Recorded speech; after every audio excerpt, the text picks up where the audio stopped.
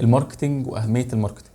انا عارف ان الماركتينج مهم ومهم جدا كمان، بس انا مؤمن بحاجه بصراحه، ان الحاجه لما بتزيد عن حدها فعلا الموضوع بيقلب ضده. فمن ضمن الحاجات اللي حصل بسببها الموضوع ده، او اللي انطبق عليها المثل ده، الماركتينج.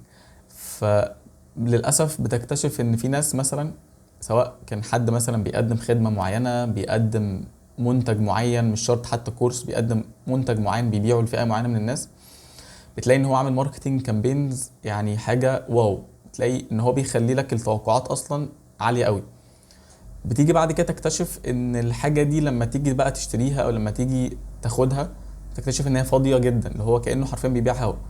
فيعني انت قبل ما تهتم بالماركتينج، ماشي، انت مثلا حد عاوز يعمل لنفسه بيرسونال براندنج، او حتى عاوز يعمل براندنج لحاجه معينه هو بيقدمها، مش عيب، بالعكس ده حاجه حلوه جدا. بس قبل ما تعمل كده، اهتم الاول بالحاجه اللي انت بتقدمها، عشان تبقى فعلا مناسبه للتوقعات. لما بعد كده تعمل ماركتنج تبقى فعلا مناسبه للتوقعات اللي الماركتنج هيديها للناس.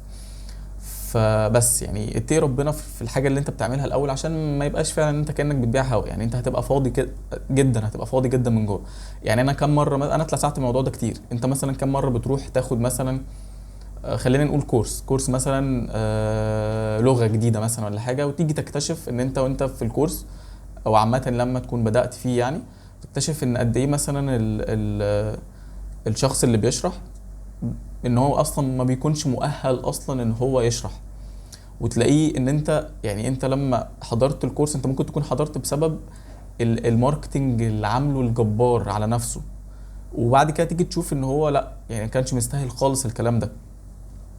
فيعني يعني انا بفضل ان انا اكون فاهم اللي هو اندر ريتد اكتر من ان انا اكون اوفر ريتد، اللي هو الناس فعلا تقول ان انت تستحق ماركتنج اكبر من كده.